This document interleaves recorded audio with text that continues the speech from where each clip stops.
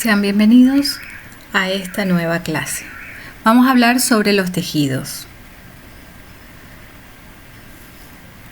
Bueno, hablar de los tejidos hace mención a un grupo de células que son similares o que tienen la misma función. Como estamos hablando de grupos celulares, vamos a hacer una introducción rápida sobre qué es la célula. Como vemos en esta diapositiva, tenemos la célula. Como todos recordamos, la célula es la unidad estructural y funcional básica de los organismos multicelulares. Se divide en dos componentes: el citoplasma y el núcleo. El citoplasma, que contiene todo esto, los gránulos e inclusiones, y la matriz, la membrana plasmática, rodeada por una membrana plasmática. El núcleo contiene la información genética. Es donde vamos a encontrar en un núcleo, vamos a encontrar la cromatina, que contiene el ADN, y el nucleolo, este es el sitio de síntesis del ARN, y se encuentra suspendido en el nucleoplasma rodeado por una envoltura nuclear. Bueno, avanzando vemos, vamos a hablar sobre los tejidos, generalidades de los tejidos. Los tejidos son cúmulos o grupos de células organizadas para llevar a cabo una o más funciones específicas. Si bien se suele decir que la célula es la unidad básica funcional del organismo, en realidad los tejidos lo son gracias al esfuerzo mutuo de muchas células individuales que se encargan del mantenimiento de la función corporal.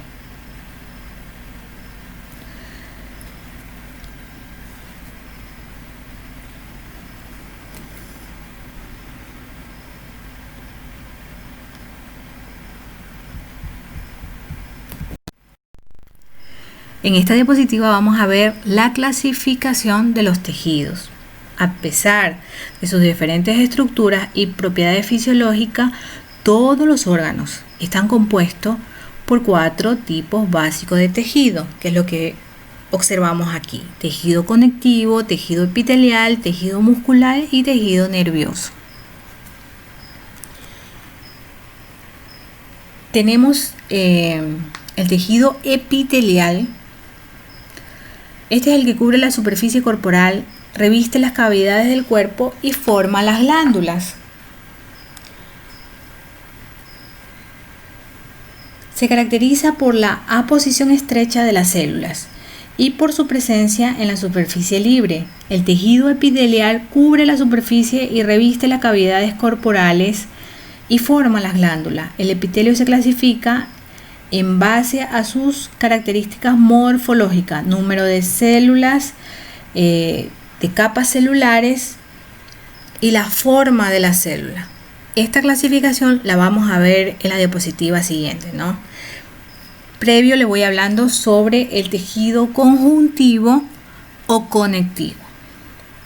El tejido conjuntivo se define por la matriz extracelular subyacente y sostiene estructural y funcionalmente a los otros 3 tejidos básicos. El conectivo o conjuntivo es el que sostiene los otros 3 tejidos.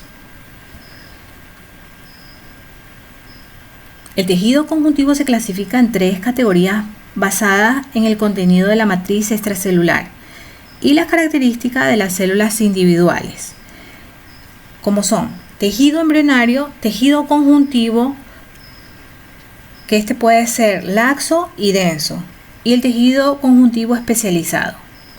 Del tejido conjuntivo especializado tenemos hueso, cartílago y sangre. Y el tejido muscular.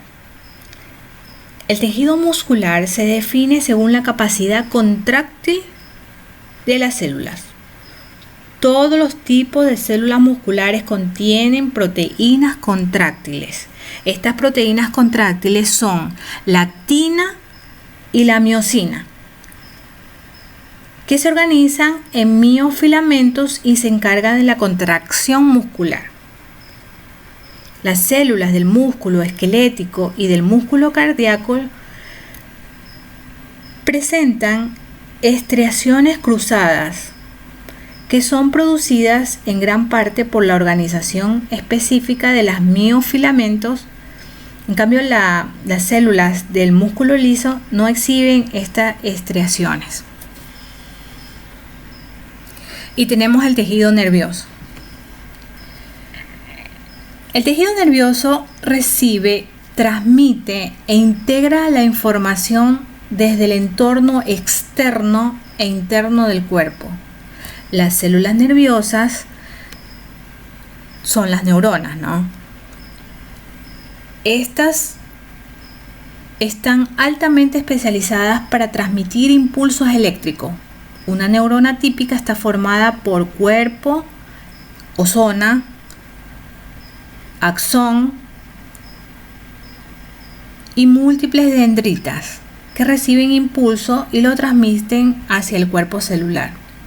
Las neuronas se encuentran dentro del sistema nervioso central, que comprende el encéfalo, la médula espinal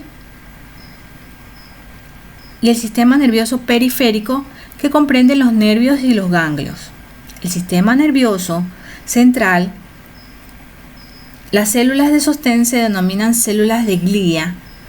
En el sistema nervioso periférico, las células de sostén se denominan células de Schwann. Y células satélites. Como les decía sobre el tejido epitelial, les comentaba que este se clasifica en base a sus características morfológicas, número de capa y forma de las células. Por la cantidad de capas celulares vemos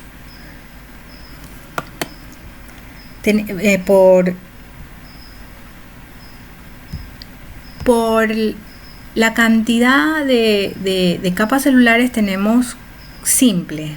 Vemos las imágenes de la parte de arriba son simples, o sea que solo tienen una capa, es una sola capa, ¿sí? Pero vemos que sus células tienen una morfología diferente, ¿no? Son aplanadas, cúbicas y cilíndricas. En la parte de abajo vamos a ver que cuando están compuestas por dos o más extractos celulares o capas celulares, ya no serán simples como los de arriba, sino que se llamarán estratificado. Dos o más se llamará estratificado.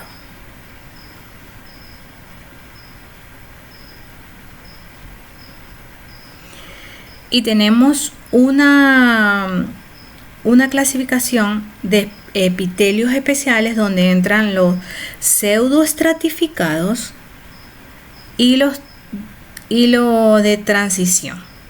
Pseudoestratificado porque es falso estratificado. Realmente este no tiene más de dos capas, sino que las células están dispuestas a diferentes niveles. Si podemos observar aquí a diferentes niveles, que nos da una falsa apariencia de que hubieran algunas capas celulares.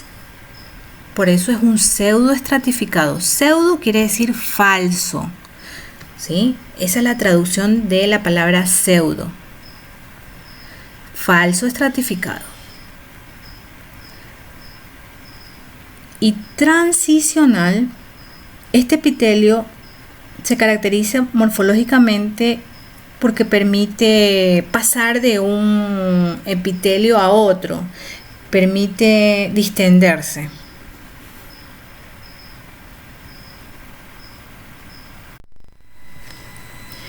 En esta diapositiva vamos a hablar sobre histogénesis de los tejidos. Como podemos observar en esta imagen, las tres capas germinales que dan origen a los tejidos y órganos son el ectodermo, que es la capa exterior, la más superficial, el mesodermo, que es la media, y el endodermo, que es la que está más abajo. Las estructuras derivadas del ectodermo se desarrollan a partir del ectodermo superficial o del neuroectodermo. El ectodermo de superficie es la capa externa. Da origen a la epidermis y sus derivados, al epitelio de la córnea, del cristalino, del ojo, esmalte dentario, componentes del oído interno, mucosa de la cavidad oral, neuronas, y el neuroectodermo da origen al tubo neural, a la cresta neural y sus derivados. El mesodermo da origen, el mesodermo es la capa media, como observamos en la imagen, dos imágenes anteriores. Esta va a dar origen al tejido conjuntivo, al tejido muscular, corazón y vasos sanguíneos. Los vasos linfáticos, vaso, hígado y gónadas, conductos genitales y sus derivados, que revisten cavidades corporales y la corteza suprarrenal. El endodermo o capa interna da origen al epitelio del tubo digestivo. Extramurales como son hígado, páncreas y vesícula biliar, epitelio de la vejiga urinaria y mayor parte de la uretra, y el epitelio del sistema respiratorio, además las glándulas tiroides, paratiroide y timo, y la trompa de Eustaquio. Estamos llegando al final de este capítulo. Espero que les sirva, chicos, y nos vemos en la siguiente clase. Aquí les voy a dejar una frase de Leonardo da Vinci.